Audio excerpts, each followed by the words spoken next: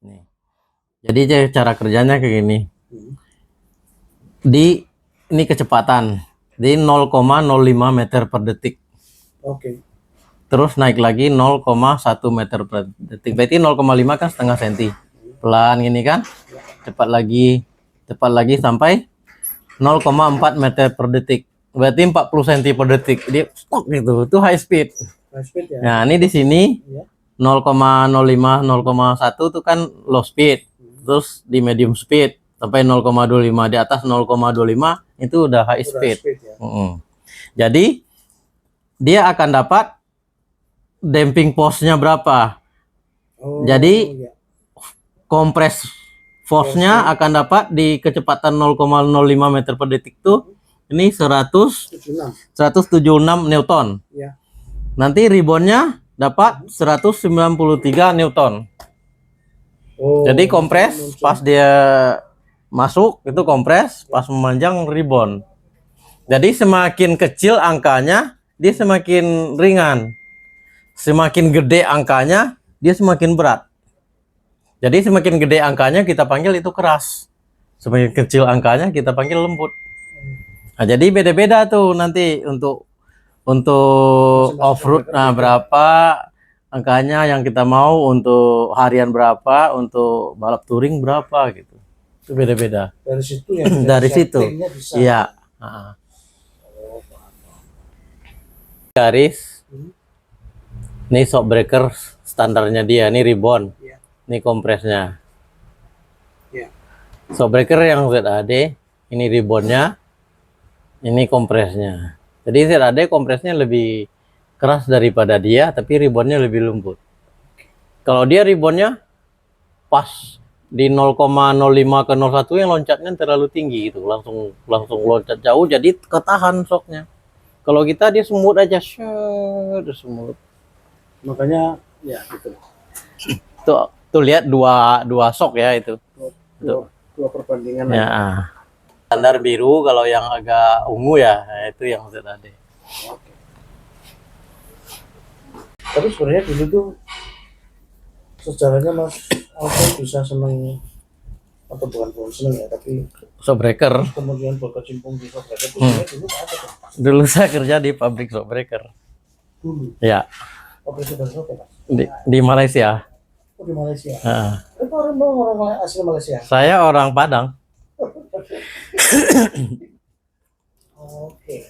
Tapi dulu saudara saya kan banyak di sana. Malah banyak juga yang jadi warga negara sana, saudara. Malah jadi warga negara iya. Malaysia. Jadi saya ke sana juga. Nah, jadi pas dulu saya tuh kerja di pabrik shock breaker. Awalnya dia belum pabrik, kayak gini nih, servis-servis dulu. Sekarang dia udah bikin yang produknya sebenarnya sih banyak. Yang produk dia sendiri HWL mereknya, tapi dia ada bikin K01, Wings, mereknya itu bikinan dia. Jadi merek lain juga ada dibikin. Saya di R&D-nya. Jadi saya bikin prototipenya itu, saya bikin dulu sendiri manual, saya bubut sendiri apa semua sendiri. Setelah diuji coba sampai sebulan atau gimana gitu kan, baru jalan ke produksi. Jadi makanya saya ngerti dari nol shock breaker tuh. Saya lihat shock breaker gini aja udah tahu dalamnya semua.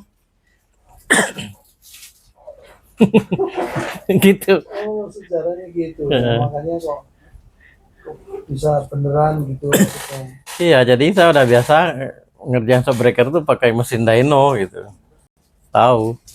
Jadi sana juga pakai dyno. Itu berapa tahun Mas berarti kerja di situ, Mas? 15 tahun. Di R&D-nya mungkin 10 tahun. Saya nggak mau masuk di produksi. Ya, saya niat awalnya saya gitu, saya anggap saya tuh kursus. Tapi digaji gitu. Jadi saya fokus aja di pembikinan shock breaker. Jadi saya fokusnya bikin materialnya apa, sim-simnya gimana, cara kerjanya gimana, itu shock breaker. Jadi yang lebih sering saya nanganin shock breaker kalau ada problem. Jadi yang produk kita problem nih, itu sampai berminggu-minggu tuh Pak, saya cari kenapa nih shock breaker, masalahnya gimana, bunyi gitu kan, sampai ketemu. Jadi ya sebab niat sayanya pengen dapat ilmunya ya, ya udah. Jadi anak ke apa ada masalah gitu saya malah senang. Nggak nolak saya. "Oh, ini shockbreaker apa? Oh, ini shockbreaker baru nih ada juga dari Mas Sertis kan." Yang lain pada nggak mau nih nanya, "Ya udah terima aja biar saya yang nanganin." Jadi saya kan pengen dapat ilmunya. Jadi saya tahu tuh saya bongkar shockbreaker kan tahu dalamnya semua.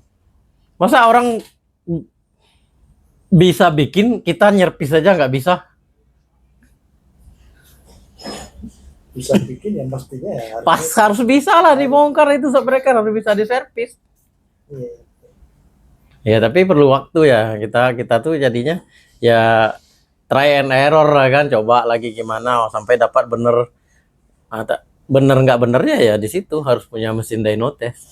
Selagi nggak punya mesin dyno test nggak bisa dijamin itu shockbreaker berfungsi bener atau enggaknya. Karena kayak itu Menentukan damping force-nya, ribbon, kompresnya, grafiknya itu. Walaupun di ribbon kompres dapat, kalau grafiknya jelek itu shockbreaker juga nggak maksimal kerjanya. Mas Alfian ini spesialis suspensi shockbreaker. Namanya apa? ZAD suspension. ZAD suspensi. ZAD itu singkat apa sih? Ah, ada singkatan.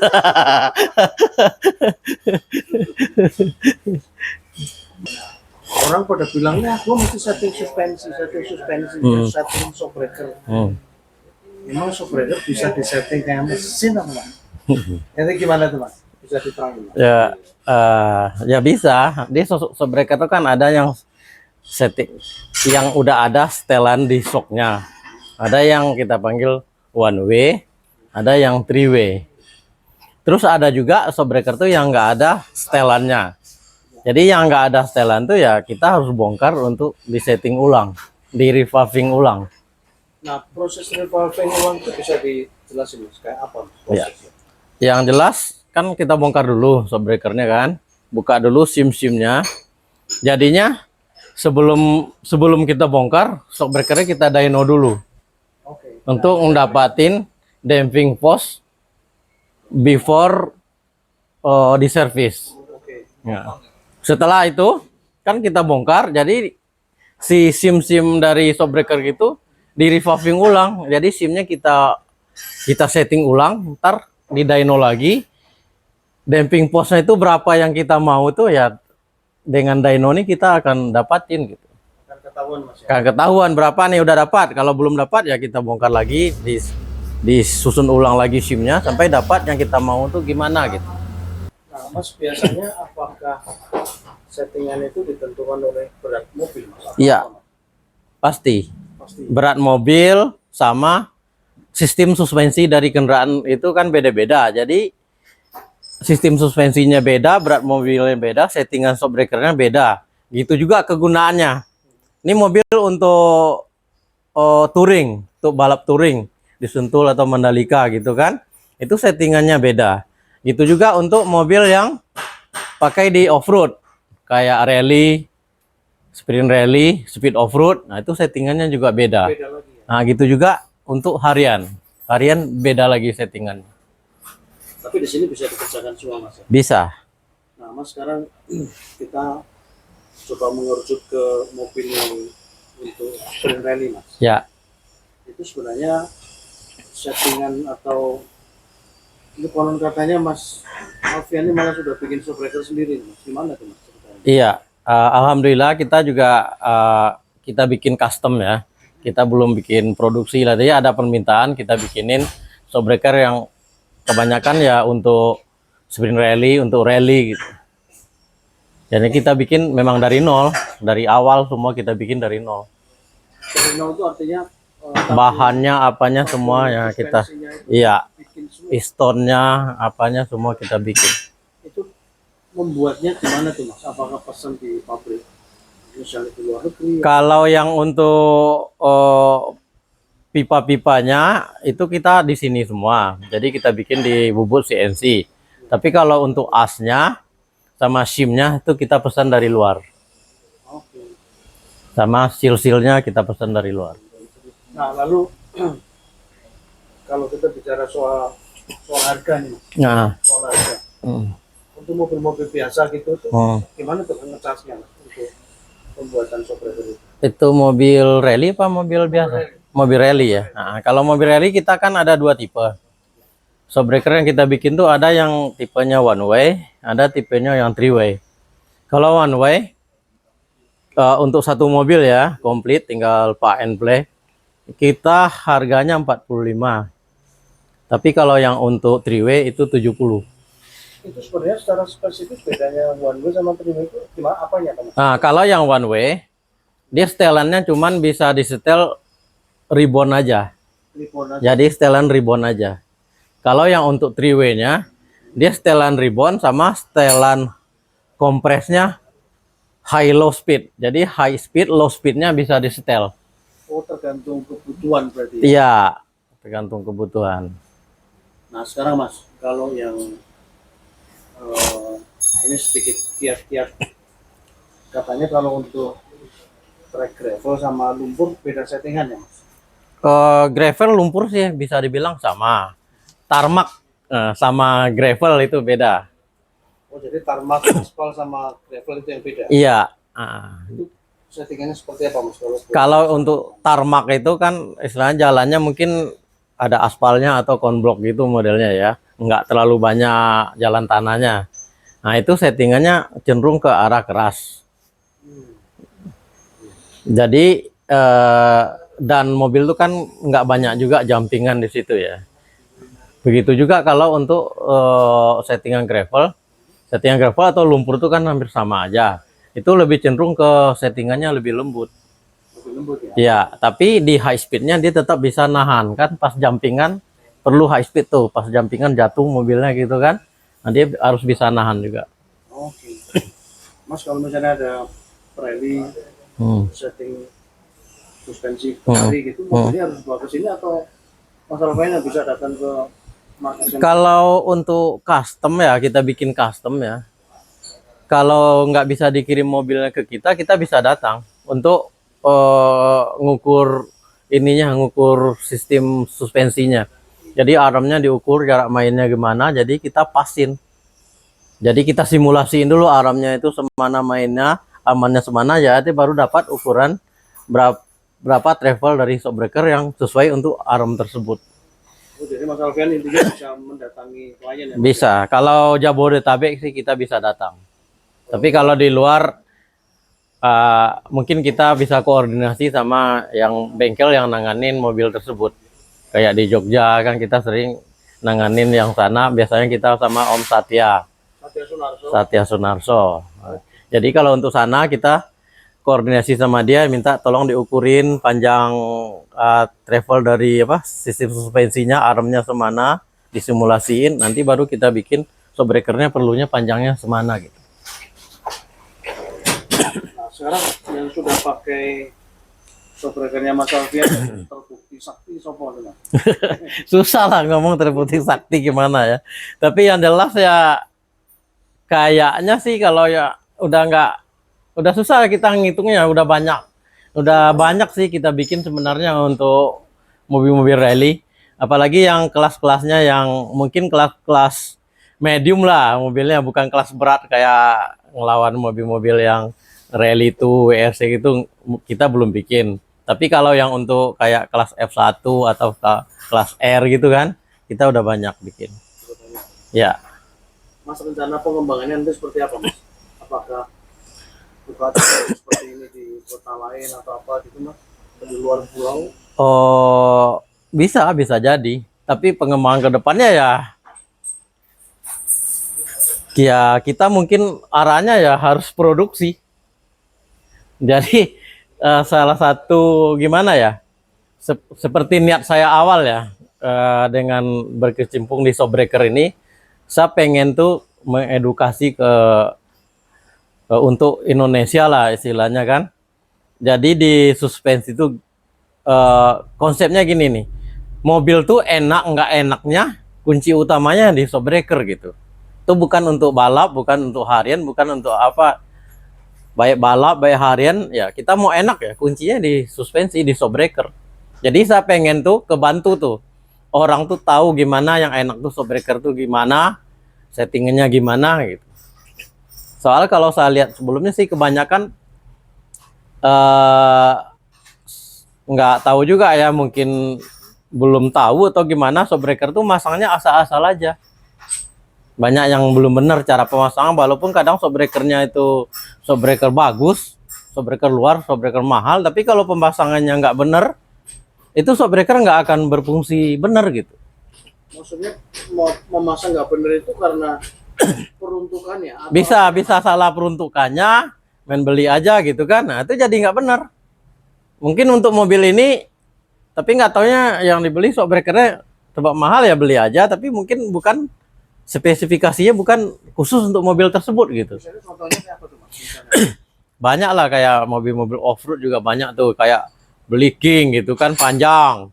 Oh, beli yang 16 in, tapi sebenarnya peruntukan untuk kaki-kakinya, ya, untuk armnya, apanya semua cukup sebenarnya cuma 12 in atau 10 in. Tapi kan nggak perlu sebenarnya sampai 16 in. Nah, malah kejadiannya kadang pas shockwreakernya memanjang habis, para extend, malah kadang-kadang ada yang kebentur jadi bengkok asnya. Atau nanti as rodanya bisa copot atau gimana gitu. Jadi harus menjadi Harus disimulasiin. Nah Mas, sekarang kalau misalnya berarti set suspension ini bisa servis juga Mas ya, servis shockwreaker itu bisa Mas? Pasti bisa. Bisa ya? Kayak kita kan yang memang awal semuanya kita kan jalannya servis shockwreaker, coil over, apa yang performance shock lah umumnya. Shockwreaker rally, shockwreaker apa kan kita servis.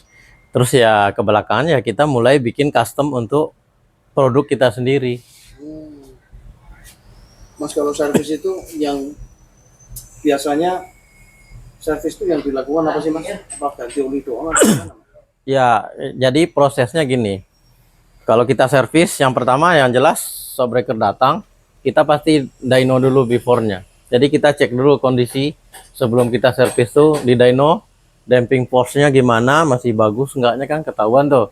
Terus dibongkar. Dibongkar, habis itu dicuci semua. Habis cuci, habis itu proses assembly. Jadi kita assembly ulang, cuci bersih semua, udah nggak ada debu, nggak ada apa kan, pemasangan ya. Yang jelas oli, o-ring, terus seal-sealnya pasti diganti. Baru semua. Ya, ganti baru. Terus kita lihat juga kondisi asnya nih, asnya masih aman atau enggak. Kadang asnya Misalnya enggak nih Mas, misalnya asnya udah baret-baret gitu kan. Nah, itu ada dua option kita. Pertama, kalau yang jenisnya memang nggak ada, itu as nggak bisa dapat di kita, kita bisa hard chrome ulang. harus bermula. Atau yang kita jenis yang ada, apalagi yang suspensinya punya ZAD sendiri kan, itu kan kita punya stok asnya. Nah, itu kita ganti baru. Kita ganti baru. Ya. Nah setelah itu Mas, setelah di assembly ulang, dirakit ulang, Nah, di dyno lagi. di dyno lagi. Oke.